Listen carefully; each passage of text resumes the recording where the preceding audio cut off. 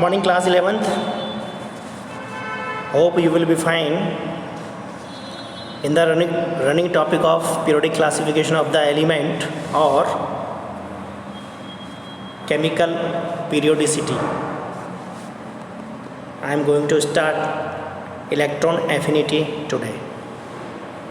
Before this, we have completed this topic till ionization energy, and the last topic was importance of ionization energy before this video. Okay, now electron affinity, those atoms whose nuclear forces are not completely screened by electronic cells offer attraction for electrons. यानी क्या कहता है कि ऐसे भी कुछ electron होते हैं। देखो फिर समझ लीजिए आप, इलेक्ट्रॉन कहाँ मिलेंगे आपको, ये हो गया आपका न्यूक्लियस, ये आपका फर्स्ट सेल और ये हो गया आपका सेकंड सेल। सपोज करो कि दो ही सेल हैं और न्यूक्लियर फोर्स कहाँ होगा, यहाँ पर होता है आपका न्यूट्रॉन और प्रोटॉन, और इलेक्ट्रॉन होते हैं आउटर मोस्ट सेल के अंदर। तो अट्रैक्शन रहता है आउटर मोस्ट सेल का किसके द्वारा, इलेक्ट्रॉन के द्वारा।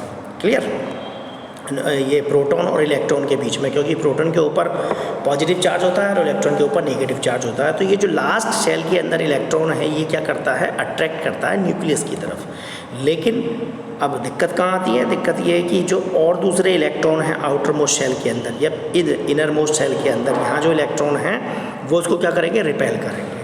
लेकिन अब इलेक्ट्रॉन एफिनिटी क्या है, इलेक्ट्रॉन एफिनिटी है कि those atoms whose nuclear force are not completely screened by electronic shell, यानी ये स्क्रीन नहीं है, यानी यहाँ पर कोई भी स्क्रीनिंग इफेक्ट नहीं है शेल के पास।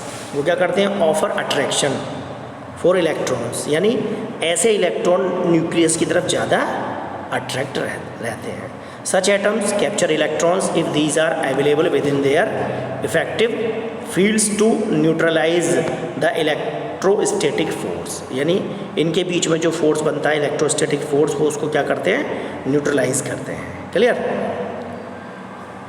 एनर्जी इज ऑलवेज लिबरेटेड, यहाँ पर क्या होता है, एनर्जी लिबरेट करती है whenever there is a force of attraction offered by an atom और आयन, यानी कोई भी एटम और आयन के बीच में क्या है, यहाँ पर एनर्जी लिबरेट करती है। And this energy is called electron affinity, यानी इसी एनर्जी को हम क्या कहते हैं, इलेक्ट्रॉन एफिनिटी कहते हैं।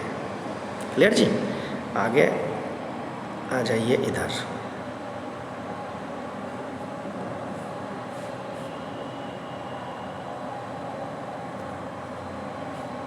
ठीक जी, उसके बाद क्या आता है, and this may be defined as, हम इसको कैसे डिफाइन कर सकते हैं, क्या कह सकते हैं कि the energy released when an extra electron is added to a neutral gaseous atom. फिर देखिए समझिए, ये आपका हो गया क्या, न्यूक्लियस, ये हो गया आपका फर्स्ट सेल, ये हो गया आपका सेकंड सेल। यानी अगर हम यहाँ पर क्या कर रहे हैं, इलेक्ट्रॉन को ऐड कर रहे हैं, ठीक है, तो एनर्जी रिलीज्ड, यानी इसको ऐड करने पर जो एनर्जी क्या होती है, रिलीज़ होती है, ठीक है, उसी को हम क्या कहते हैं, इलेक्ट्रॉन एफिनिटी कहते हैं।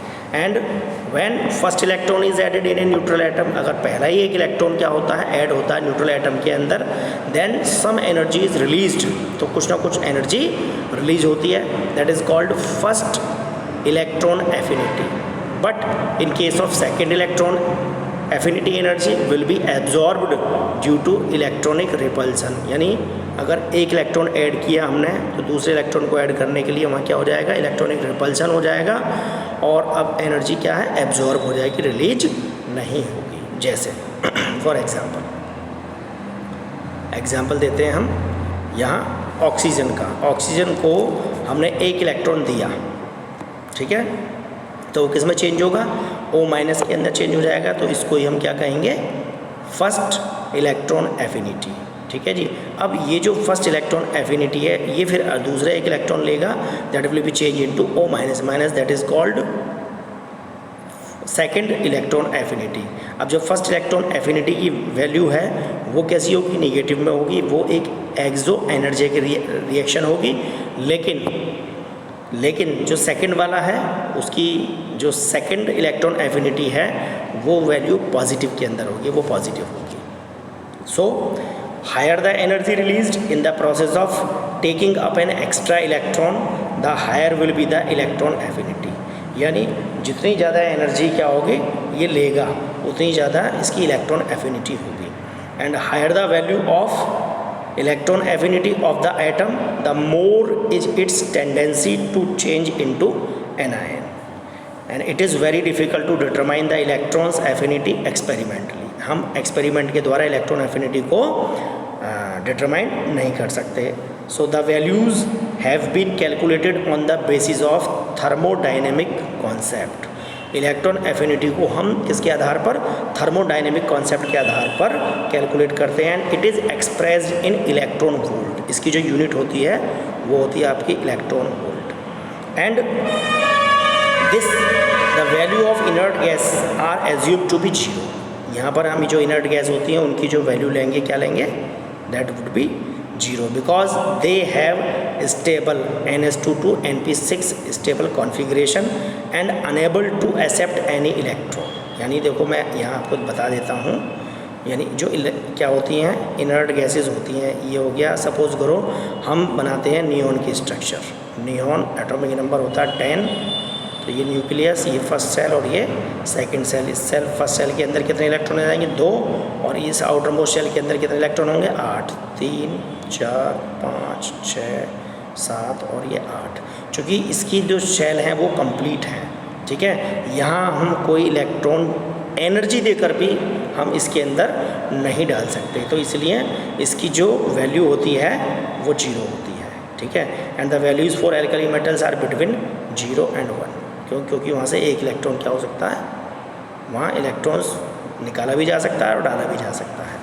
सो द इलेक्ट्रॉन, अब देखो बहुत इंपॉर्टेंट क्वेश्चन बता रहा हूँ आपको मैं ये, the electron affinities of beryllium, magnesium and 0 since they have complete NS2 configuration which can not accommodate extra electron. देखो NS2, देखो हमने क्या बताया, हमने एग्जाम्पल लिया बेरिलियम और दूसरा एग्जाम्पल लिया हमने मैग्नीशियम।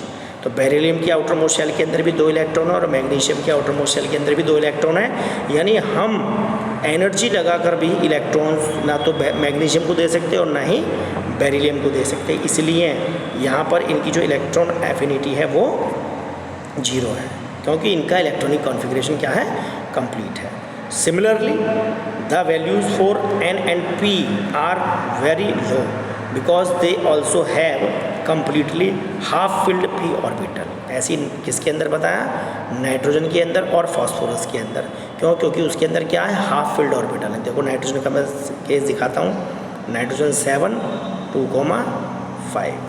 अब यहाँ पर आप p के अंदर कितने आ जाएंगे, इलेक्ट्रॉनिक कॉन्फ़िगरेशन करोगे आ जाएगा 1s², 2s² और ये आ गया आपका 2p3। नाइट्रोजन का भी यही है सिमिलरली, क्योंकि नाइट्रोजन और फास्फोरस एक ही ग्रुप के अंदर हैं। कौन से ग्रुप में, नाइट्रोजन फैमिली के अंदर हैं, जिनको हम निकोजेंस के नाम से भी जानते हैं, हमने ये पीछे बताया आपको। उसके अंदर ये क्या आएगा, पी के अंदर मैक्सिमम इलेक्ट्रॉनों की संख्या होती है 6, लेकिन पी में कितने इलेक्ट्रॉन आ रहे हैं, 3। तो ये क्या कंडीशन है, ये स्टेबिलिटी है, इसको कहते हैं हाफ फिल्ड ऑर्बिटल। तो यहाँ पर भी इलेक्ट्रॉन्स को आसानी से हम इस के अंदर एंटर नहीं करा सकेंगे, ठीक है। तो इसका भी जो वैल्यू होगा वो कम होगा। Now we will discuss about the factors affecting the values of electron affinity। कौन कौन से ऐसे फैक्टर हैं जिनके ऊपर इन पर इलेक्ट्रॉन एफिनिटी क्या करती है, डिपेंड करती है। सबसे पहला फैक्टर है आपका atomic size. The value of electron affinity, जो इलेक्ट्रॉन एफिनिटी की जो वैल्यू होती है, decrease with increase in the size of atom. यानी जैसे जैसे साइज बढ़ेगा इलेक्ट्रॉन एफिनिटी आपकी कम होती चली जाएगी। क्यों, क्योंकि since the nuclear attraction decrease down A group, ये ग्रुप के अंदर बात कर रहे हैं, यानी ऊपर से नीचे की तरफ। जैसे फर्स्ट ए ग्रुप है एल्कली मेटल, सेकंड ग्रुप है alkaline earth metal, third group है आपका, थर्ड डी ब्लॉक एलिमेंट को छोड़ करके पी पर चले जाएंगे तो 13 बोरोन फैमिली आ जाएगी। यानी हम किसी भी ग्रुप में अगर ऊपर से नीचे की तरफ आते हैं तो क्या बढ़ता है, इलेक्ट्रॉन एफिनिटी घटती है, ठीक है। एज द जैसे जैसे, क्योंकि आप जैसे ही ग्रुप में ऊपर से नीचे की तरफ आएंगे तो एटॉमिक नंबर तो बढ़ेगा, लेकिन इलेक्ट्रॉन एफिनिटी आपकी घटेगी। ठीक है जी। Its value increases as we move along a period. जैसे जैसे हम पीरियड में जाते हैं तो इसकी वैल्यू क्या होती है, बढ़ जाती है। क्यों बढ़ जाती है? क्योंकि इसका size of atom decreases along a period, क्योंकि जो एटम का साइज़ है जैसे जैसे हम पीरियड के अंदर जाते हैं वो बढ़ता जाता है। ठीक है, सॉरी घटता जाता है। And the lower value of fluorine than chlorine is due to the very small size of fluorine in which negative charge is highly concentrated and repels the incoming electron, thereby reducing the force of attraction of the nucleus। बहुत ही important question है, पूछा भी जाता है कि fluorine की, ठीक है, जो इलेक्ट्रॉन एफिनिटी होती है वो क्लोरीन से कम होती है। क्यों? उसका कारण यही है कि इनके बीच में क्या होता है, नेगेटिव चार्ज होता है जो हाईली कंसनट्रेटेड होता है and repels the incoming electron, और वो जो आने वाला इलेक्ट्रॉन होता है उसको क्या करता है, रिपेल कर देता है। ठीक है, and thereby reducing the force of attraction of the nucleus towards the adding electron and hence decreasing the electron affinity, जिसके कारण से फ्लोरीन की इलेक्ट्रॉन एफिनिटी क्लोरीन से कम होती है। Then chlorine has the highest value of electron affinity. ठीक है जी। और पीरियोडिक टेबल के अंदर ही क्लोरीन की इलेक्ट्रॉन एफिनिटी क्या होती है, सबसे ज़्यादा होती है। ये भी मैं आपको बता देता हूँ। सेकेंड है आपका न्यूक्लियर चार्ज। ठीक है, the value of electron affinity increases with increasing nuclear charge. ठीक है, जैसे जैसे न्यूक्लियर चार्ज बढ़ता है उसकी वैल्यू बढ़ती जाती है। It's value increases with increase in nuclear charge along a period, यानी पीरियड के अंदर भी, इसको हटा देते हैं, नेक्स्ट ले लीजिए। पीरियड के अंदर भी क्या होती है, इसकी वैल्यू क्या होती है, बढ़ती चली जाती है। और नेक्स्ट है आपका, देखो जी, इसको थोड़ा सा हम क्या करते हैं, बड़ा कर लेते हैं। ठीक है, नेक्स्ट है आपका स्क्रीनिंग इफेक्ट, जिसके ऊपर डिपेंड करता है। थर्ड है आपका स्क्रीनिंग इफेक्ट और शील्डिंग इफेक्ट। ये बार बार ये मेन 4 ही फैक्टर हैं जिनके ऊपर ये जो प्रॉपर्टीज़ हैं ये डिपेंड करती हैं। तो इलेक्ट्रॉन एफिनिटी जो होती है वो इंक्रीज़ करती है with decrease in shielding effect और inner electron.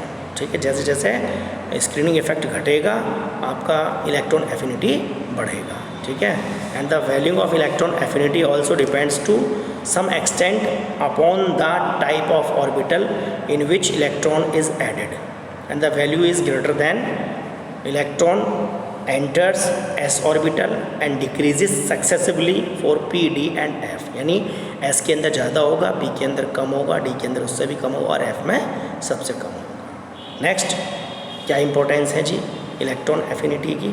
Importance of electron affinity. ठीक है जी, क्या जी, the elements having high value of electron affinity are capable of accepting electron easily. यानी जितनी ज़्यादा वैल्यू होगी इलेक्ट्रॉन एफिनिटी की, उसका मतलब ये है कि उसने उतने ही ज़्यादा इलेक्ट्रॉन लिए हुए हैं। They form anions and covalent electrovalent compounds. ये एनायन बनाते हैं और ख़ास बात क्या है कि इनके जो द्वारा जो कंपाउंड बनते हैं वो इलेक्ट्रोवेलेंट कंपाउंड होते हैं। And these elements are electronegative in nature. और ये जो एलिमेंट्स होते हैं ये इलेक्ट्रोनेगेटिव होते हैं नेचर के अंदर। And the elements having high values of electron affinity act as strong oxidizing agent. यानी बहुत इंपॉर्टेंट चीज़ बता रहा हूँ, उसको ध्यान रखेंगे, बिल्कुल दिमाग में सेट करेंगे। इसमें कोई रॉकेट साइंस नहीं है कि ये आपको समझ नहीं आएगा। यानी ऐसे तत्व जिनकी इलेक्ट्रॉन एफिनिटी ज़्यादा होती है वो एक स्ट्रॉन्ग ऑक्सीडाइजिंग एजेंट की भांति काम करते हैं। और एग्जाम्पल है आपका फ्लोरीन, क्लोरीन, ब्रोमीन, ऑक्सीजन और सल्फर। क्योंकि हमने क्या बताया, जैसे जैसे हम पीरियड में जाएंगे, कैसे left to right electron affinity क्या करती है, इंक्रीज़ करती है, और ग्रुप में ऊपर से नीचे आते हैं तो इलेक्ट्रॉन एफिनिटी डिक्रीज़ करती है। क्लियर जी? तो this one is the importance of electron affinity. Now आगे देखते हैं। हमने 2 प्रॉपर्टी यहाँ पे डिस्कस की। पहला था आपका आयोनाइजेशन पोटेंशियल, जिसको आयोनाइजेशन एनर्जी भी कहते हैं, और सेकंड था इलेक्ट्रॉन एफिनिटी। ठीक है, इसके आधार पर ही कुछ और प्रॉपर्टीज़ बनती हैं, जैसे मेटालिक करैक्टर, तो मेटेलिक नेचर डिक्रीज करती है पीरियड के अंदर, while non metallic character increases. यानी देखो समझो उसको ध्यान से, हम कभी भी जब पीरियोडिक टेबल की बात करते हैं तो पीरियड में हम जाते हैं लेफ़्ट से राइट और ग्रुप में हम चलते हैं टॉप टू बॉटम, ऊपर से नीचे की तरफ और लेफ़्ट से राइट की तरफ। तो जो मेटेलिक कैरेक्टर है वो क्या करता है, डिक्रीज़ करता है। यानी मेटल जहाँ मिलेंगे शुरू में मिलेंगे आपको, फिर बाद में जाकर के नॉन मेटल्स मिलेंगे। जबकि उल्टा कर दीजिए, ग्रुप के अंदर मेटेलिक कैरेक्टर बढ़ेगा और नॉन मेटेलिक कैरेक्टर क्या होता है, डिक्रीज़ करता है। इसको ध्यान रखेंगे आप। सेकंड है रिड्यूसिंग नेचर।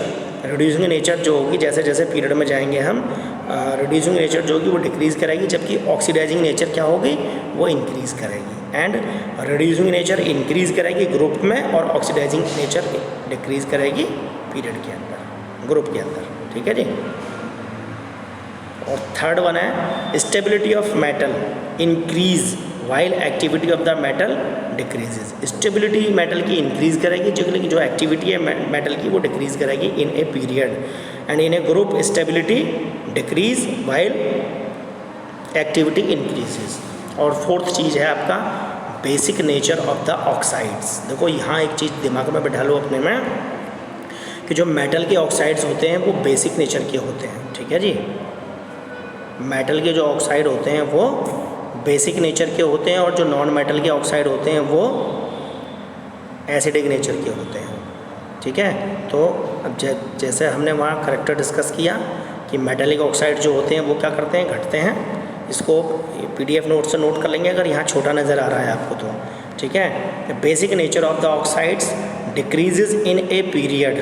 पीरियड के अंदर क्या होगी, बेसिक नेचर डिक्रीज़ करेगी वाइल एसिडिक नेचर इंक्रीजेज।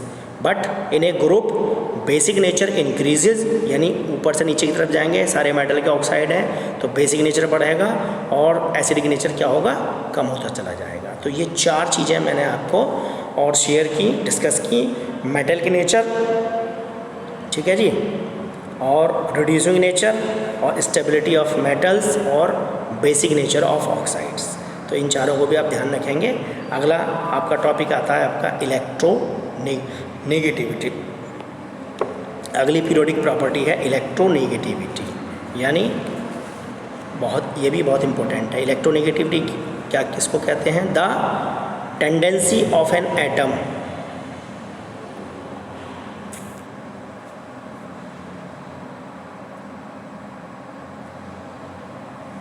ठीक है जी, the tendency of an atom in a compound to attract a pair of bonded electron. ध्यान रखना, क्या, attract a pair of bonded electron towards itself is known as electronegativity of an atom. Clear, आई बात समझ में? It is important to note that electron affinity and electronegativity both measure the electron attracting power, but the former refers to an isolated gaseous atom while the latter to an atom in a compound. Thus electron affinity is attraction for a single electron while electronegativity is for a pair of bonded electron. बस यही एक अंतर है कि electronegativity के लिए हमें क्या चाहिए, पेयर चाहिए, इलेक्ट्रॉन का पेयर, जबकि इलेक्ट्रॉन एफिनिटी के अंदर एक सिंगल इलेक्ट्रॉन से भी काम चल जाएगा। ठीक है, तो ये क्या होता है, इसको कहते हैं इलेक्ट्रोनेगेटिविटी। और इसको भी हम किस में मेजर करते हैं, इलेक्ट्रॉन वोल्ट के अंदर या किलो जूल पर मोल के अंदर डिनोट करते हैं। ठीक है, देखते हैं factors affecting the value of electronegativity. सबसे पहला है the size of the atom.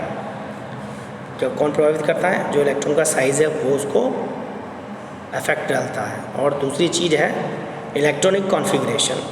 Small atoms attract electrons more, यानी जो छोटे एटम हैं वो अधिक इलेक्ट्रॉन को अपनी तरफ आकर्षित करेंगे। The larger one and are therefore more electronegative. जितने जो ज़्यादा इलेक्ट्रॉन को अपनी तरफ आकर्षित करता है वो उतना ज़्यादा ही इलेक्ट्रोनेगेटिव होगा। ठीक है जी, will tend to have higher electronegativity than those sparsely occupied ones. Next है variation of electronegativity. So these are the factors. Next, variation of electronegativity in a periodic table, यानी हम पीरियड और ग्रुप की बात कर लेते हैं कि इलेक्ट्रोनेगेटिविटी के ऊपर क्या प्रभाव पड़ता है। पीरियड के अंदर इलेक्ट्रोनेगेटिविटी इंक्रीज़ करती है जैसे ही हम लेफ़्ट से राइट जाते हैं। दिस इज़ ड्यू, क्यों इंक्रीज़ करती है कारण भी बता देते हैं। This is due to decrease in size, क्योंकि लेफ़्ट से राइट जाने पर एटॉमिक साइज़ क्या है, डिक्रीज़ करता है। And increase in nuclear charge, और उसका न्यूक्लियर चार्ज क्या होता है, ज़्यादा होता है। दस the alkali metals possess the lowest value while the halogens have the highest. ठीक है, इसीलिए पूरी पीरियोडिक टेबल के अंदर फ्लोरीन एक ऐसा नॉन मेटल है जिसकी इलेक्ट्रोनेगेटिविटी सबसे ज़्यादा होती है। और पॉलिंग स्केल के ऊपर आगे मैं बताऊंगा, पॉलिंग स्केल के ऊपर फ्लोरीन की इलेक्ट्रोनेगेटिविटी जो मेज़र की गई वो थी 4। क्लियर? ठीक है जी। तो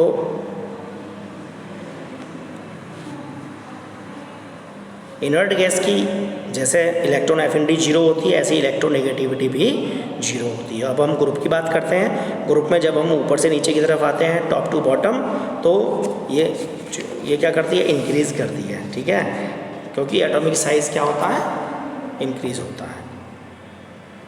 if an element exhibits various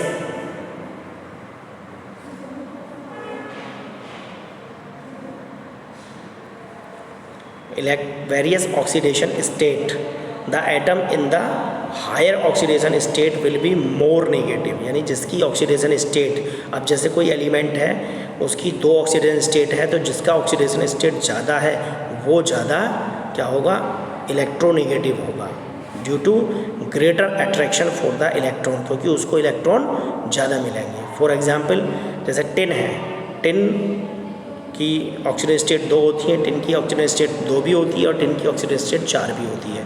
तो जिसकी 2 ऑक्सीडेशन स्टेट है उसका इलेक्ट्रोनेगेटिविटी 1.30 है, और जिसकी 4 ऑक्सीडेशन स्टेट है उसका इलेक्ट्रोनेगेटिविटी 1.90 होता है।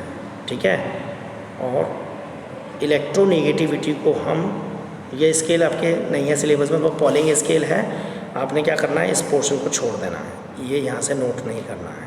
ठीक है जी, इसको मैं कैंसिल कर देता हूँ, ये नहीं है, ये एक्सप्रेशन जो दिखाए हैं ये आपके सिलेबस में नहीं है। हाँ, बस इम्पोर्टेंस को ले लेते हैं, इम्पोर्टेंस ऑफ इलेक्ट्रोनेगेटिविटी। बस आप यहाँ ध्यान रखेंगे कि ये पोर्शन क्या है, पॉलिंग स्केल। ठीक है, ये नोट नहीं करना है आपने, आप अपने मतलब नॉलेज के लिए इसको पढ़ना चाहें तो पढ़ सकते हैं। पॉलिंग स्केल के ऊपर जो इलेक्ट्रोनेगेटिविटी होती है फ्लोरीन की वो 4 होती है। ठीक है, आई बात समझ में? तो इम्पोर्टेंस क्या है, क्या इम्पोर्टेंस है, nature of bond between 2 atoms can be predicted from the electronegativity differences of the 2 atoms. अगर किन्हीं 2 एटम्स के बीच में इलेक्ट्रोनेगेटिविटी है तो हमें उससे उसकी नेचर के बारे में पता लगता है। जैसे अगर डिफरेंस बिटवीन द 2 एलिमेंट, जैसे यहाँ पे हमने लिखा है एग्जाम्पल XA माइनस XB, ये पहला वाला, that is XA is equal to XB, the bond is purely covalent, यानी डिफरेंस है जैसे हाइड्रोजन और हाइड्रोजन के बीच में अगर हम देखें तो इलेक्ट्रोनेगेटिविटी का डिफरेंस क्या आएगा, 0 आएगा, इसलिए उनके बीच में क्या होंगे, कोवलेंट बॉन्ड होगा। अब अगर यही डिफरेंस बढ़ जाता है, ठीक है जी, अब अगर ये डिफरेंस बढ़ जाता है, किन्हीं भी 2 एटम के बीच में डिफरेंस यानी XA is greater than XB है, तो ये कैसा बॉन्ड होगा, ये पोलर कोवलेंट बॉन्ड होगा। और अगर इनका डिफरेंस क्या है, दोनों के बीच का डिफरेंस 1.7 है, तो बॉन्ड इज़ 50% कोवलेंट और 50% कैसा होगा, आयोनिक बॉन्ड होगा। ठीक है जी। अब अगर डिफरेंस XA और XB के बीच में ज़्यादा है, the bond is more ionic and less covalent, तो उसके बीच में क्या होगा, आयोनाइजेशन ज़्यादा होगा।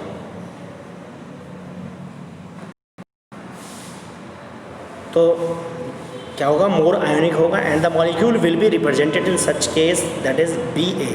तो इसमें कोई देखो ज़्यादा वो नहीं है, ये अगर मानना हो, अगर आपको नहीं समझ में आ रहा है तो ये हम प्रैक्टिकल्स मतलब ऑब्जर्वेशन के द्वारा हम इसको डिस्कस कर सकते हैं। ठीक है, कोई ऐसी चीज़ नहीं है भाई, इंपॉर्टेंस आपने ध्यान रख लिया। अब देखो जैसे अगला दिया हुआ है, इनके बीच में greater the value of difference is more stable will be the bond. अगर वैल्यू इलेक्ट्रोनेगेटिविटी की ज़्यादा है तो जो बॉन्ड बनेगा वो बहुत स्टेबल होगा। जैसे यहाँ पर दिखाया है, हाइड्रोजन और फ्लोरीन के बीच में इलेक्ट्रोनेगेटिविटी 1.9 है, हाइड्रोजन और क्लोरीन के बीच में इलेक्ट्रोनेगेटिविटी 0.9 है, हाइड्रोजन और ब्रोमीन के बीच में 0.7 है और हाइड्रोजन और आयोडीन के बीच में 0.4 है।